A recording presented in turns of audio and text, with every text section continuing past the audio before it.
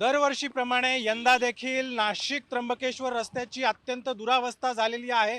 नेहमीची येतो पावसाळा, तसंच नाशिक त्र्यंबकेश्वर रस्त्यावर दरवर्षी पावसाळ्यामध्ये खड्ड्यांचं साम्राज्य पसरतं आणि परिणामी या मार्गावरून प्रवास करणाऱ्या प्रवासी असतील किंवा भाविक असतील त्यांना मोठ्या मनस्ताप जो आहे तो सहन करावा लागतो। आत्ताची ही दृश्य जर आपण बघितली तर किती मोठ्या प्रमाणात खड्डे या ठिकाणी पडलेले आहेत। या दृश्यांवरून आपल्याला लक्षात येईल की या खड्ड्यांमधून खरं तर वाट काढताना वाहन चालकांना तारेवरची कसरत करावी लागते।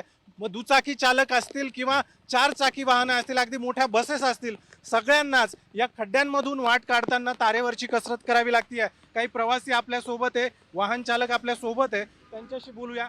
दादा, काय त्रास होतोय या खड्ड्यांमुळे? खूपच त्रास होतोय, कारण इतके जर मोठे मोठे खड्डे आहेत तर गाडी अशी होती पार, तर खूप त्रास होतोय। त्यात गाडी लोडिंग बिडिंग जर असली तर पाठी तुटायचे भेवे।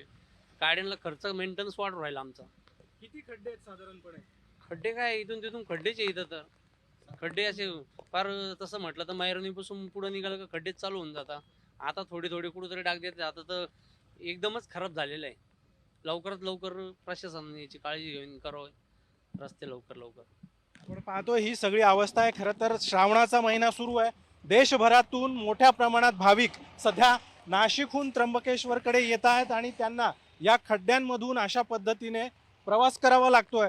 खड्डे साधारणपणे आपण मोजायचा जरी प्रयत्न केला तरी ते मोजता येणार नाही, इतक्या मोठ्या प्रमाणात हे खड्डे या ठिकाणी पडलेले आहेत। बरं, खड्डे देखील इतके मोठे आहेत की अचानकपणे वाहन चालकांना आपले ब्रेक लावावे लागतात आणि त्यामुळे अपघाताच्या देखील घटना गेल्या काही दिवसांमध्ये या रस्त्यावर घडताना बघायला मिळतात। हे बघा, अगदी मोठ्या बसेस आहेत, त्यांना देखील खड्डे इतके मोठे असल्यामुळे या खड्ड्यांमधून वाट काढताना कशा पद्धतीने तारेवरची कसरत करावी लागते हे या दृश्यांमध्ये आपल्याला बघायला मिळेल। अगदी भाविकांची संख्या मोठी आहे, मात्र PWD कडून अद्यापही या रस्त्याची डागडुजी केली जात नाही आणि परिणामी या महामार्गावर जो आहे हा महामार्ग ज्या ठिकाणी आपण बघू त्या प्रत्येक ठिकाणी आपल्याला अशाच पद्धतीने खड्डे ठिकठिकाणी या रस्त्यावर पडलेले बघायला मिळत आहेत आणि त्यामुळे नाहक हा सगळा मनस्ताप आहे। गाड्यांचं नुकसान होत आहे, नागरिकांना मणक्याच्या पाठीच्या विकारांचा सामना करावा लागतो। इतके मोठे खड्डे आहे,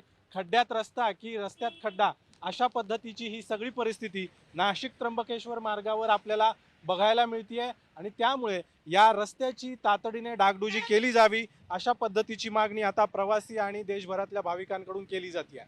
कॅमेरामन प्रवीण काळबांडेसह अभिजित सोनवणे, साम TV, नाशिक। आता isakal.com आहे देशातील नंबर 1 ची मराठी न्यूज वेबसाईट। प्रत्येक अपडेटसाठी isakal.com ला नक्की भेट द्या।